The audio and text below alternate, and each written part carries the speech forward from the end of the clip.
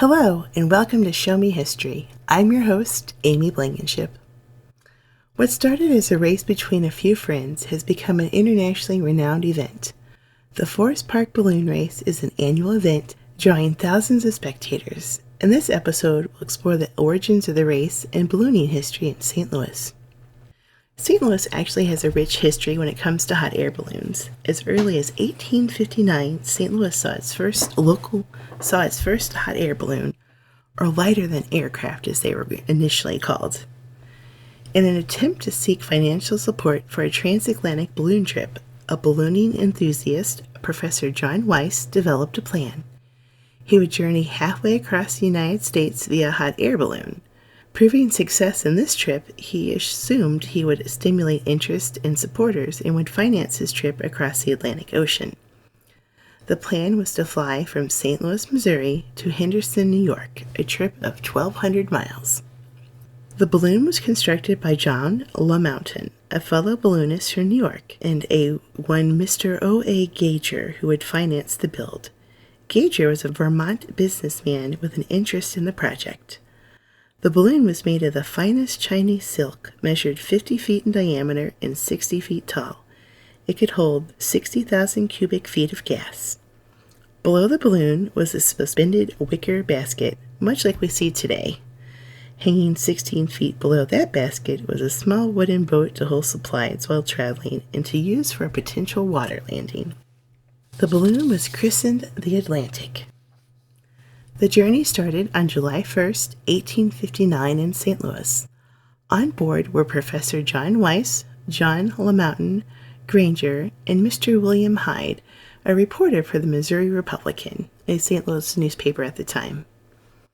At 6:45 p.m., the Atlantic was cut loose and began her journey. On the first leg of the trip, Hyde wrote, quote, "The applauding shots of the people reached our ears for some time after we left the earth, growing fainter and fainter as we ascended. Objects became less clearly defined. Finally, the city faded into a spot.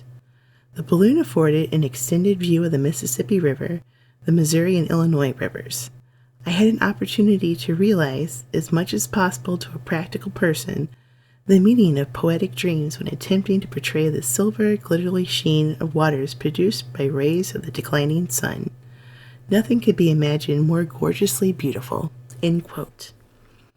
By 6:45 the next morning, they had reached Lake Erie. Shortly after this, things began to go awry. While traveling over Lake Ontario, they encountered a severe storm with terrible wind gusts. As no land was in sight, they began jettisoning everything they could from the aircraft in an attempt to either outfly the storm or reach an altitude above the storm. And that plan didn't quite work. By 1:35 p.m., they could see land but were still caught in the storm. A strong wind caused the balloon to crash upon the shores of Lake Ontario. Before the men could leave the craft, another gust of wind picked it up and began dragging the balloon across the treetops of the nearby forest. The Atlantic miraculously landed in the fork of a large tree. None of the men were injured, but the balloon was shredded. In total, the Atlantic flew 809 miles for a duration of 19 hours and 50 minutes, a record that would not be broken for over 50 years. During the early 1900s, Washington University sent roughly 50 experimental balloons into the atmosphere to measure various weather conditions. But it would not be until 1907 that St. Louis saw a hot air balloon race. On October 21st, 1907, St. Louis was to host the second James Gordon Bennett International Balloon Race. This race was about total distance, not speed. 100,000 spectators viewed 12 balloons representing 4 countries launch from Forest Park. The balloons were mostly made of silk and were filled with propane or natural gas provided by the Laclede Gas Company. Even if St. Louisans were not in Forest Park to view the balloon race, they knew about the event. During the time it took to inflate all 12 balloons, citizens lost gas service.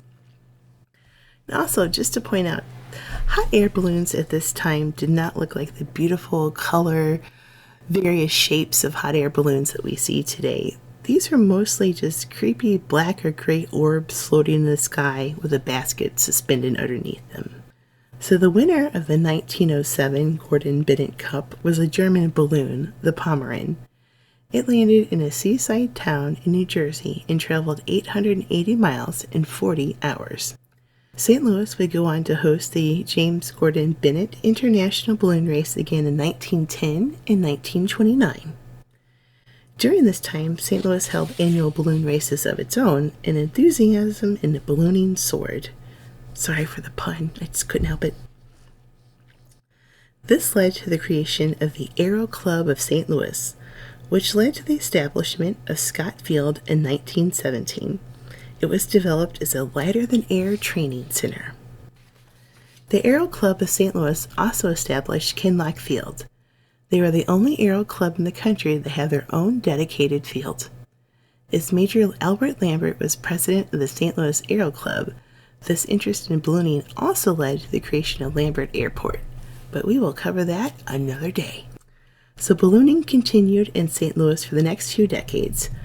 However, with the crash of the Hindenburg in 1937, interest in lighter-than-air crafts quickly declined, not only in St. Louis, but across the world.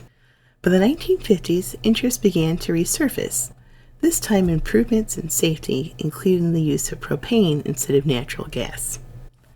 The St. Louis Forest Balloon Race began in December of 1973, with just 6 balloons and 20 spectators. Nicky Kaplan and John O'Toole set out to have a balloon race amongst friends. The event remained small for the first few years. Then in 1977, a group deemed the Fab Four became involved. In the early 1970s, Ted Staley, John Schomburg, Dan Shetler, and John Morrow came across an opportunity to purchase a used hot air balloon. Dubbing themselves as the Mississippi River Balloon Transit Company, they learned to fly and began attending the races at Forest Park. By 1977, they had taken over as the event's organizers and continue to do so today. How did this race go from 20 spectators to the 100,000 or so that attend annually now? John Schomburg said about the balloon race, quote, "The race kind of grew organically. No one had any idea it would end up where it has. We just conscripted local pilots, then decided if there are commercial balloons, we could charge sponsorships to fund it. Every year, more people got involved, more sponsors involved. It just grew. The race pretty much runs itself now, too. Each man has a job to do, either taking care of the pilots with gifts, accommodations, good food, and a party, organizing the balloon glue, running the race itself, or managing publicity." End quote.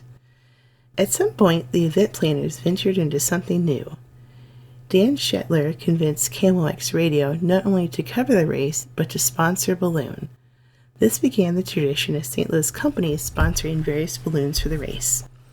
Not only did this increase coverage of the event, but it also allowed the group some financial backing for insurance, event planning, awards, cleanup, and security, all the necessary things to make the balloon race a success. The Forest Park Balloon Race is a hare and hound style race. The hare balloon takes off first and leads the pack of the other balloons. It is the first to land. The crew of the hare balloon places a large X on the ground. The other balloons, the hounds, must drop a bean bag as close to the center of the X as possible. The balloon crew that gets their bean bag closest to the center of the X is the winner. After dropping their bag, the hound balloons must find a safe place to land. Balloons have landed all over the city, in parking lots, backyards, including Chuck Berry's backyard, parks, and even once at the convent of the Sisters of Notre Dame in South County. The race is capped at 70 balloons and is by invitation only. Because of its urban location, the race requires pilots of great experience and skill. It can be very difficult navigating takeoff in a city. Not to mention, you'll never know where you have to land. There's not always an open slot like a nice field. Pilots, of course, must be FAA certified and licensed. The entire event must be approved by the FAA. The FAA sends out a helicopter that flies about 3,000 feet to monitor all the balloons, and pilots, unless landing, are not permitted to fly above that line. Although pilots have clearance to fly over international airspace of Lambert Field, it has been requested for balloons not to land on the runway if at all possible. So why is it that we attend the balloon race in September and not December like it originally was? Well, the pilots in the early days knew the weather was terrible in December, cold, wet, windy, really hard to attempt to take off and fly in hot air balloon. So a member of the Fab Four contacted the National Weather Service inquiring about the best conditions for flying balloons. Historical data has shown that the third weekend in September has the best weather. In 1997, the balloon glow was introduced and has become a staple component of the event. On Friday evening before the race, all balloons participating are set up in a field in Forest Park. At dusk, the balloons are lit. To sound completely lame, it's kind of magical to see them all aglow. I finally made it to the balloon glow last year. I never went in my entire life, and I have to say that you need to go at least once if you're in St. Louis the third weekend of September. And I have some pictures that I will post on the website. One of the best parts about the balloon race is that it's not confined to Forest Park. So even if you don't attend the balloon glow or the launch of the balloons, you can still be a spectator. The Saturday of the race, the balloons can be seen flying all over the metro area as they attempt to find the X, drop their beanbag, and then find a place to land. As a kid, I remember seeing the giant pink Energizer bunny that used to be the hair balloon for a long time fly over my house, and I was thinking it was the bee's knees. Some St. Louisans even have balloon parties hoping to catch a glimpse of the balloons throughout the race. In May 2000, the Forest Park Balloon Race was inducted into the Library of Congress's American Folklife Center. They honor local legacies and significance to their communities. The library holds photos, programs, posters, videos, pins, and pilots' gifts from the Great Forest Park Balloon Race. This past September, the balloon race celebrated its 50th year and continues to draw thousands of spectators for the balloon glow and race. Thank you for joining me today. You can find me at our website at showmehistorystl.com, on Twitter at showme_history, and our Facebook page at showmehistorystl. Until next time, I'll see you in the loop.